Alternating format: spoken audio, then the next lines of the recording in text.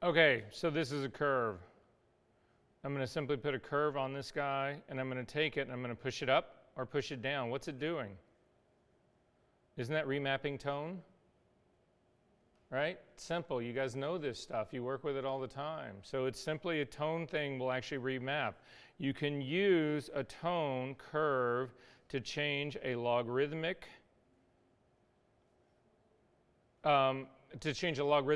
linear scale to a logarithmic one. And that's what I was just showing you.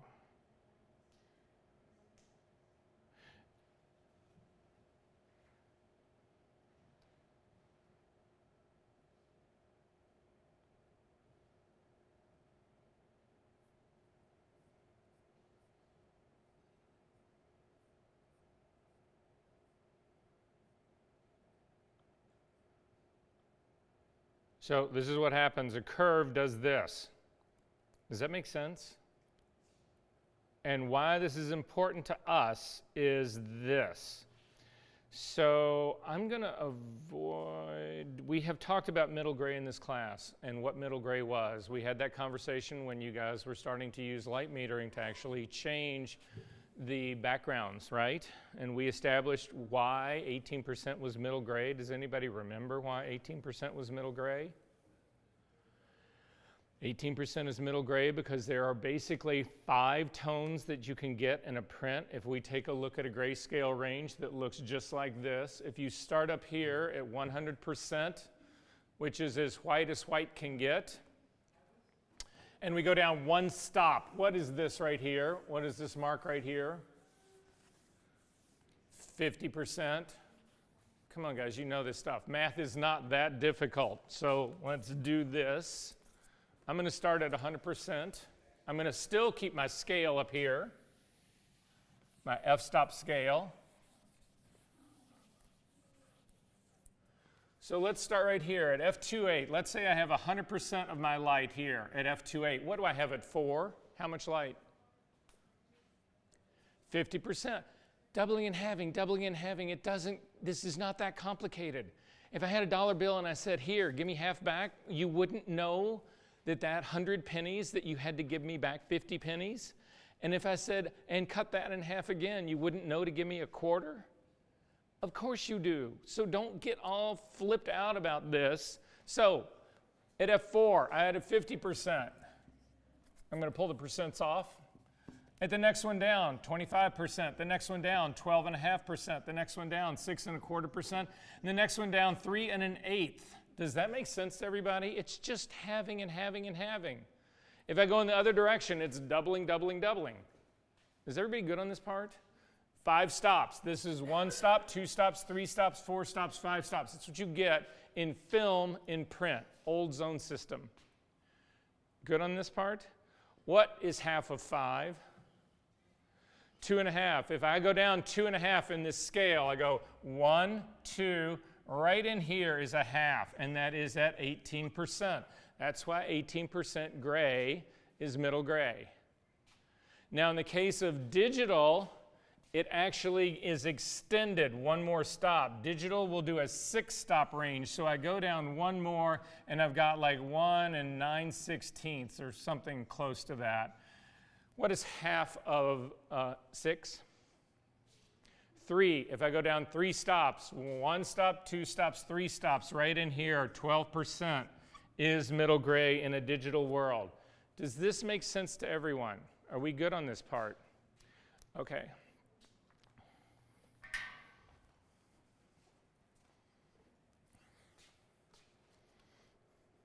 So this is what a logarithmic response looks like. Does this seem to you guys to be simply a gray ramp that is evenly spaced?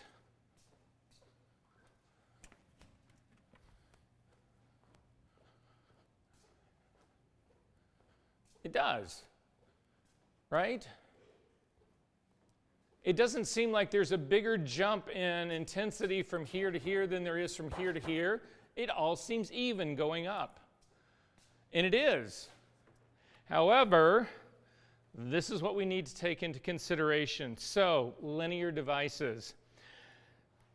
CCDs and CMOS sensors, every sensor in the world is a linear device. Every camera and a digital camera in the world is a linear device. Monitors are all linear devices. Every single one of these things that we're talking about here is a linear device. Our problem is that when we do a capture, when you do a real capture of raw data on your sensor is linear. It can't show it to you, though, as linear. We expect a logarithmic response, so it needs to be corrected. If you can actually see a histogram of a linear capture, it would look like this. It would have all of your stuff down here in the shadows, and it would have nothing up here in the highlights at all. You've actually got to then put a curve on this to fix this, and this is what it would look like. That is a normal exposure. This thing is normally exposed. This is what your raw file really looks like. This is what it looks like to you because you see it corrected. Does this make sense to everyone? So we have got, this becomes a huge, huge, huge problem, and I'll show you what it is right now. This is not a logarithmic distribution. This is a linear one right here, and you can see the problem that we've actually got in this guy. You don't see this as simply a grayscale ramp. This does not look like a normal grayscale ramp. This is what you would have to do. I'm going to come back to this one in just a second just to show you guys the difference. The one on the bottom is been corrected to be logarithmic. Look at the one on the top. It has not been corrected. That is a linear distribution on the top. It is a logarithmic one on the bottom because there's been a curve put on that. Can you guys see the difference in those two? Are we good on this part? And this is what it looks like. This is a linear distribution. This is what your sensor captures. When it's corrected, that's what happens to it. Is this making sense to you guys? Are we good on this part? All right. So let me turn this light back on. This is why things get so hairy in all of this.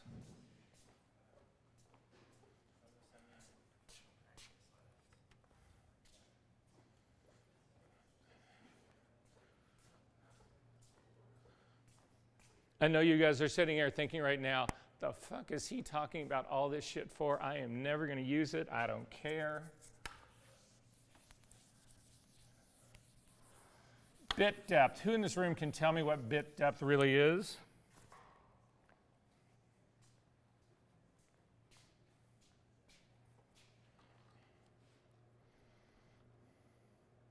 Your foundation teachers have failed you horribly.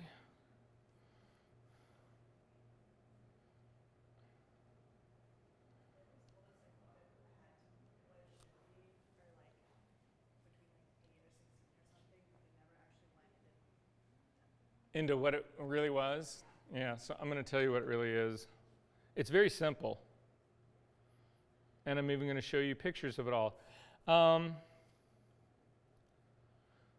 Light switch. It can either be on or off. Does this make sense what's going on right here? One light switch, either on or off. So that's what those little things are at the bottom. That's the yellow one is it's turned on, the white one it's turned off. Does that make sense to everyone? Okay, so if I add a second switch, how many possible combinations of lights can I have? 4. So in the beginning, I had a single switch. How many possibilities did I have? 2, on or off. If I add another switch, how many possibilities did I have? They can both be off. They can both be on. The right one on the left can actually be either on or trade positions here. These are the only possible combinations that I can have with this. Does that make sense to everyone? Anybody not get this part? If I add another switch, how many possibilities? 8. If I add another switch, how many possibilities? 16. Another switch. Does this make sense what's happening? Some very, very, very smart people back at Bell Labs in the 40s invented transistors. Transistors are nothing but switches. That's all they do. Exactly the same thing. However, they also realized that you could assign numbers. So in the case of this, in a transistor, when the transistor is turned off, you get 0 current. When it's on, you get a positive current, and they just assign a number to it, 1. And it's just zeros and ones. If you add another transistor, how many possibilities of these zeros and ones do you have? 4. If you add another one, 8. Another one, 16. Another one. Does that make sense? The people at Apple figured out you didn't need to just have numbers assigned to this. You can actually assign tones to this. So they started out, their very first program started out, their graphics programs were black and white. And if there was 0 current, if it was a 0, it was a black tone, and if it was a 1 value, it was a white tone. But then they got really clever, and they added another transistor, and now you have 4 tones. You've still got black and white, but now you have 2 shades of gray. If you add another transistor, you've actually got 8 tones now. You've got black and white still, then you've got 6 middle shades of gray. Does this make sense, everybody, what's going on here? So, how do we end up with, everybody in this room is aware that in our range, our scale in Photoshop, what is 0 in Photoshop? Black.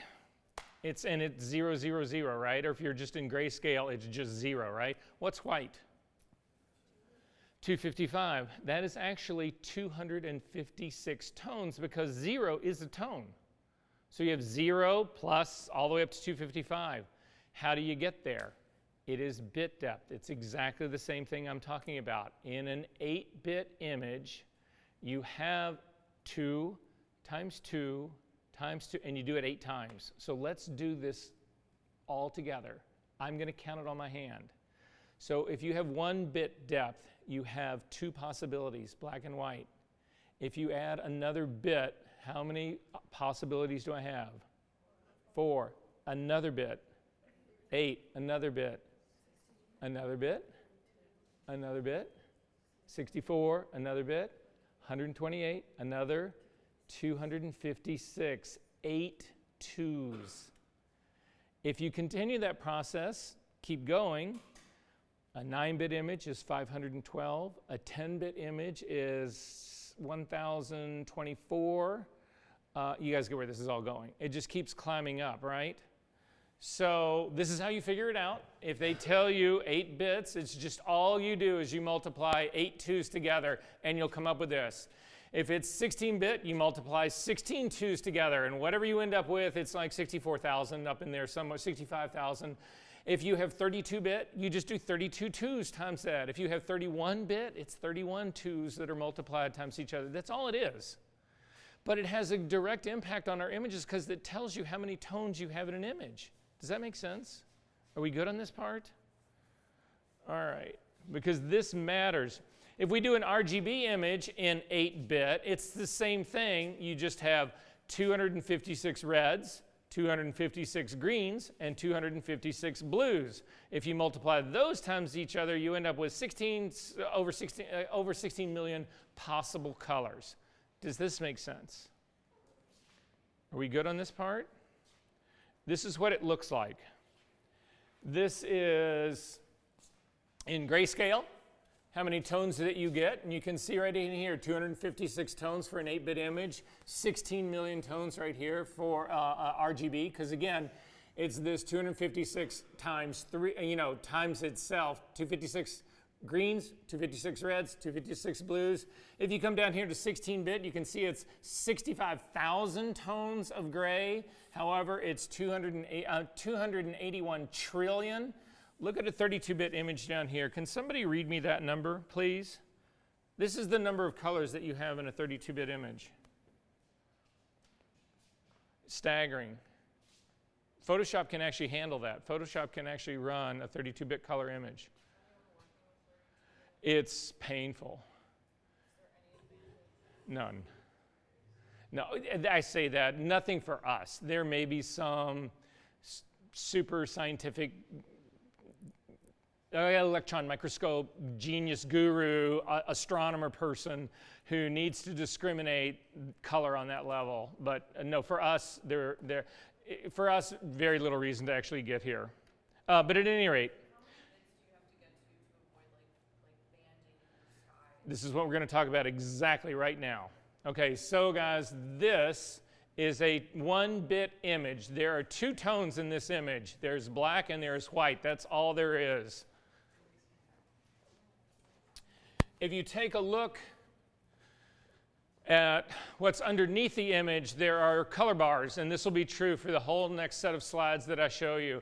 So this image right here, it's a 1-bit image. There's 2 tones, black and white, and the tones sit in bars down here. So when I go to 4, you'll see there becomes a step wedge, a scale that goes down here. So you'll see this when I go to 2-bit right here. So does that make sense what's going on here? 1-bit image, 2 possibilities, black and white. So that's all that make up this image is either black or white, this white or that black right here. If I go to a 2-bit image, I have now doubled it. I've got, again, look at my scale that's right down here on the bottom. This is what I have. I still have white, I still have black, but now I've got 2 tones of gray. And you can see that the 2 tones of gray are beginning to populate this image. However, we would not call this image continuous tone by a long shot. If I go again, add another bit to this guy, I'm at 4 bits now. You can see that at 4 bits, again, I'm 2 times 2 is 4, times 2 is 8, times 2 is 16. I now have 16 possible tones down here. You can see that there's still discrete steps in that. And Liz, that's what's happening in the banding issue that you were actually talking about, because this will happen in color as well.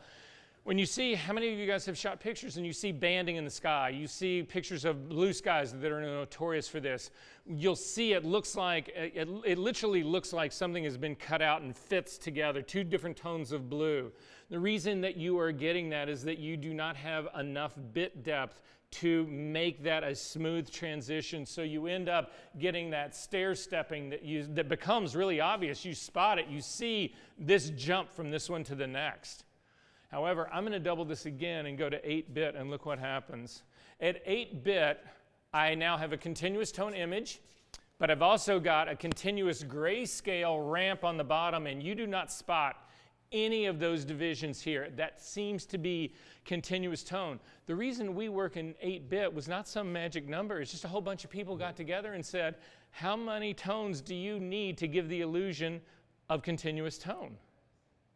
And it was, we need 256 tones, otherwise we can see it. Otherwise we see that stair stepping. We don't see it as being continuous tone.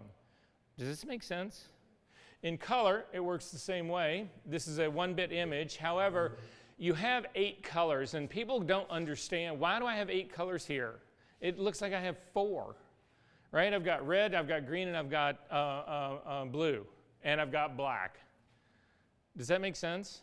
But the truth of it is, in Photoshop's way of looking at the world, you have got a pure red, but you've also got a black red. You've got a pure green, but you've also got a black green.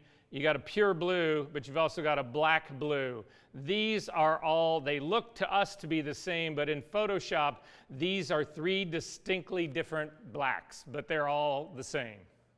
Does that make sense? So you have 2 reds times 2 blues times 2 greens. How much is 2 times 2 times 2? 8. That's why this has 8 colors. Make sense?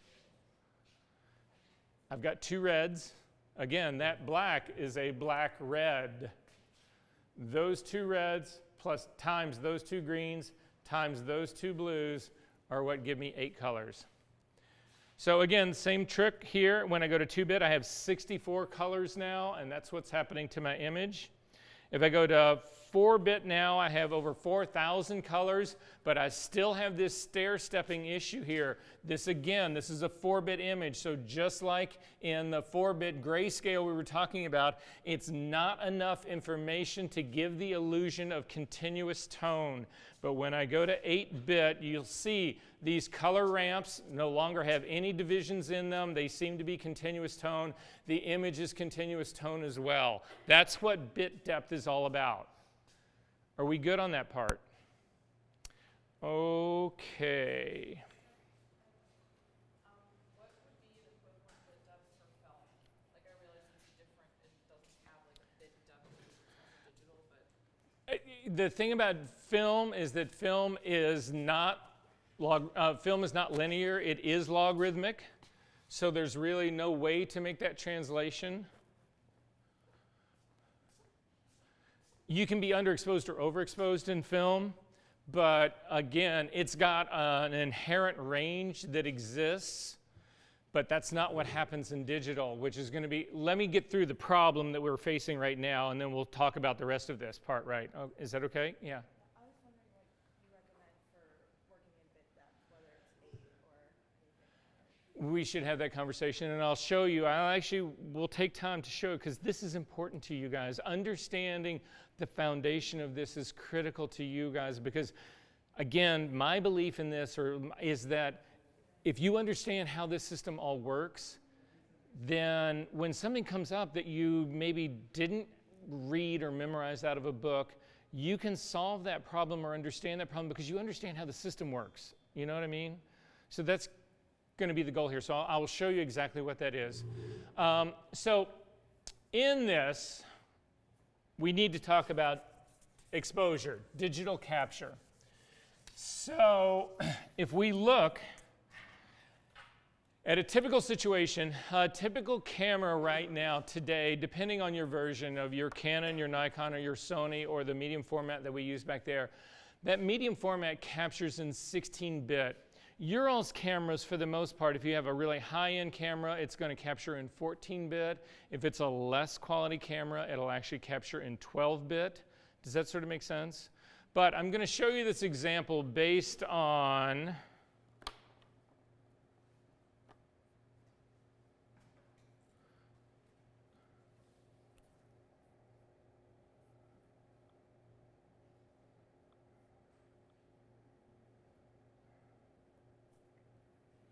oh, wait, I can just go right down here.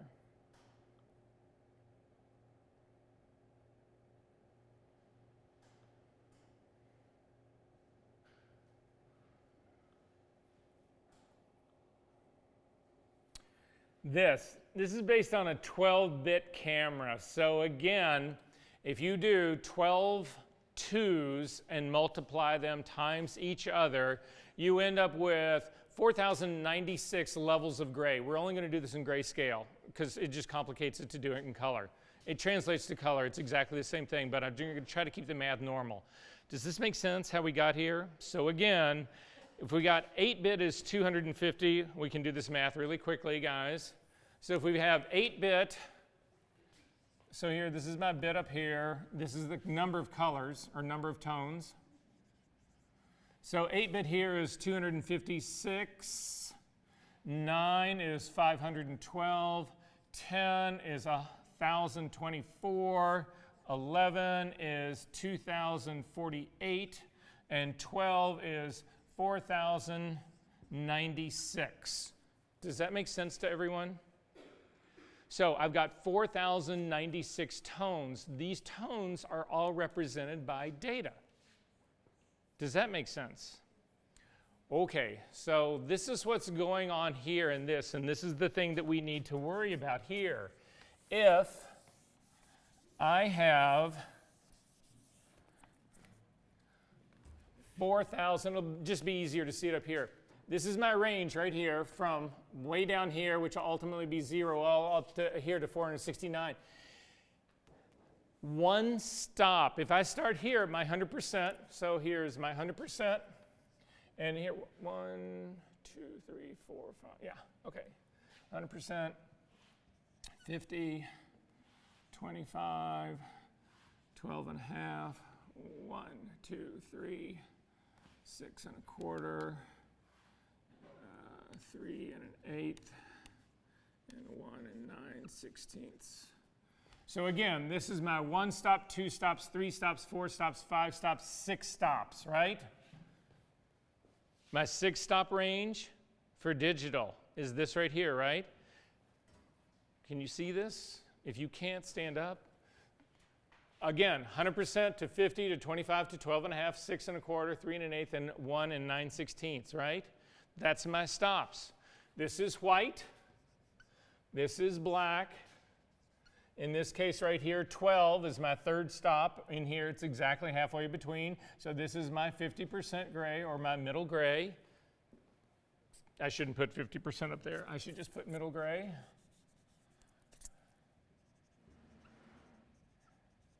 Does that make sense to everybody what this scale is?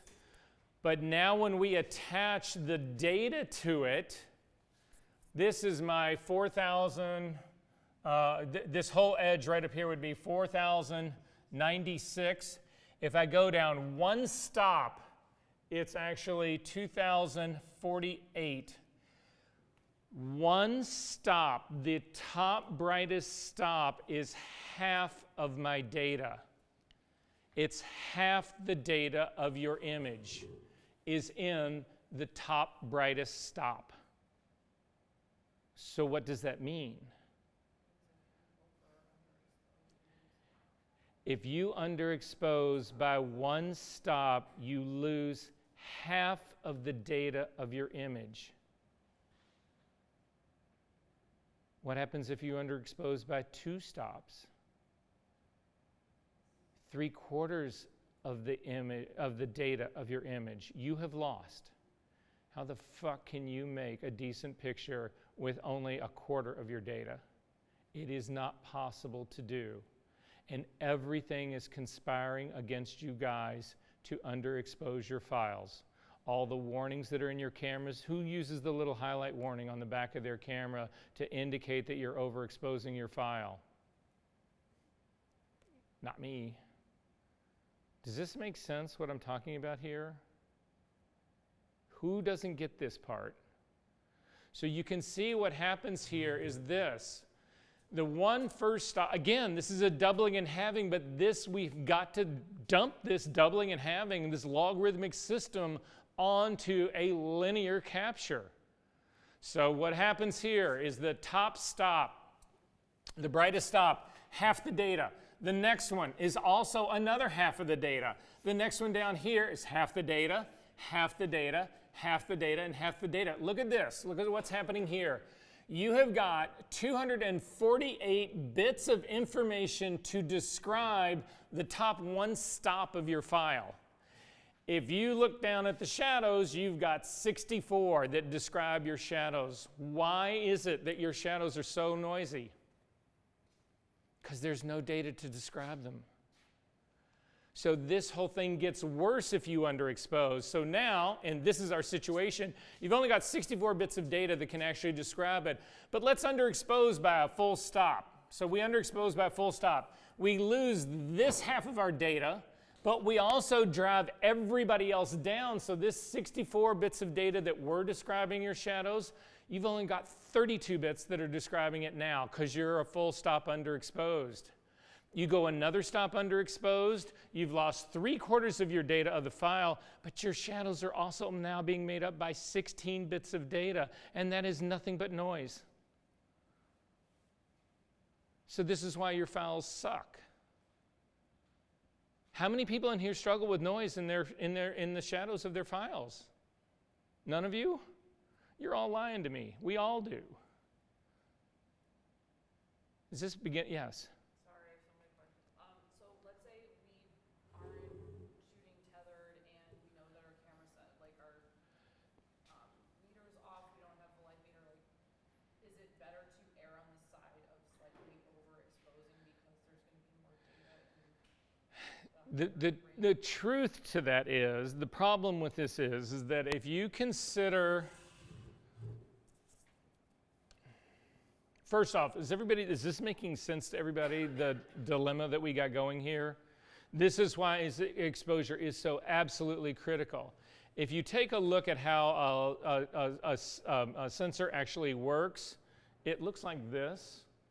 It's just a series of what they call literally physically on your sensor, it's these little wells. They call them photosites or photo buckets, and photons actually go into them, and they collect them, and they just, so you make an exposure, it fills up with light particles, whatever, and then your exposure stops, and then it just counts the number of particles, and that's how it knows. So if you've got, for instance, like this site right here has got a whole lot of light in it, so this would be a light tone in your image. This over here doesn't have anywhere near as many images, so this would be a dark one. That sort of makes sense, right? The problem is that what overexposure means is that the bucket totally fills up. And when it totally fills up, if you continue to expose, none of these photons can go into the bucket any longer. They start to spill over into the buckets that are next to them. And your image ends up being flared and you lose. So That's the downside. That's why you don't want to overexpose, is because the extra light just continues to spill over the rest of your sensor and ruins your image, right? So that's called clipping. Overexposing is also a problem, but underexposing is leaving data. So the true trick of it all is to, again, try to get perfect exposure. It's so incredibly critical. So if I were you in your situation, if you couldn't shoot tethered, what I would certainly do is I would spend the time to, and we've done it in this class, didn't we? In this class, didn't we adjust the ISO of a light meter to match the information that we were getting from our tethered capture?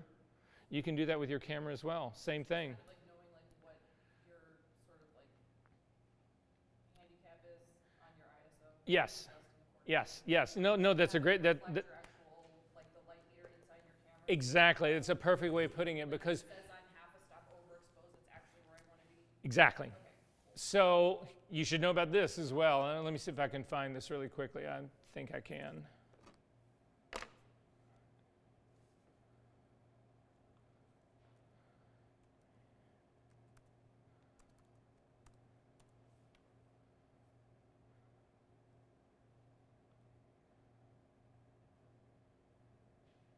Guys, we're almost ready to take a break.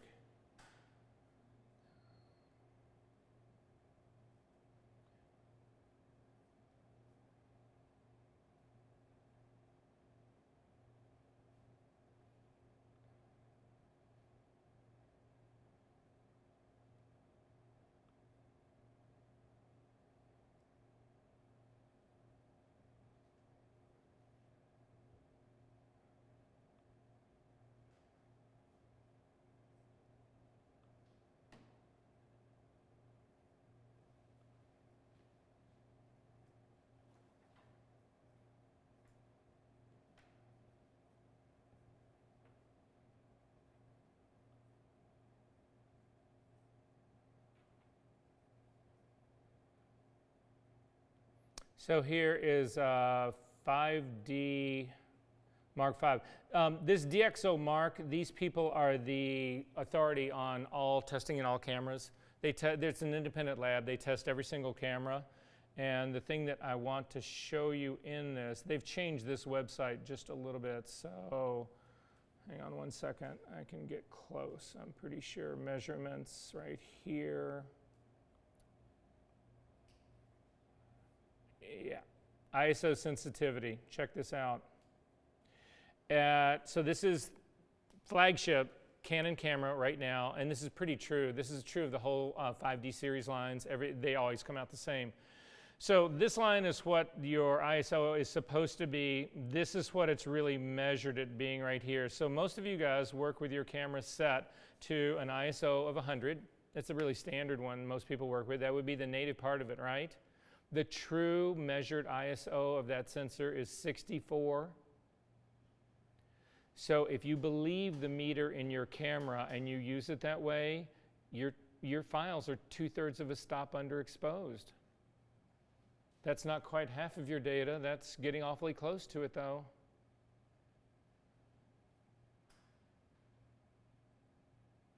And that's just the beginning. What happens then if you're metering, you're using a light meter, handheld light meter, whatever, and it's a half a stop off? You add that half a stop to this 2/3, now you're stopping a quarter off. That's over half of your data you've left. Make sense? So the only way that you can get around this, your lens can also cause light loss in all of this. So the only way to get around this is actually to set up a camera with a lens, tethered, start to shoot a gray card, and then look at the difference between what is the exposure that you are seeing and should be and what your camera is telling you, and then you've got to adjust your ISO so that the two match.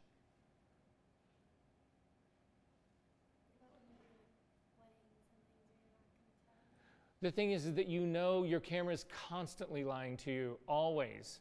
So the trick to doing the weddings is just to find out how bad your sensor is off and always make that adjustment. So if you realize that your camera, let's say it's 2/3 of a stop off, right?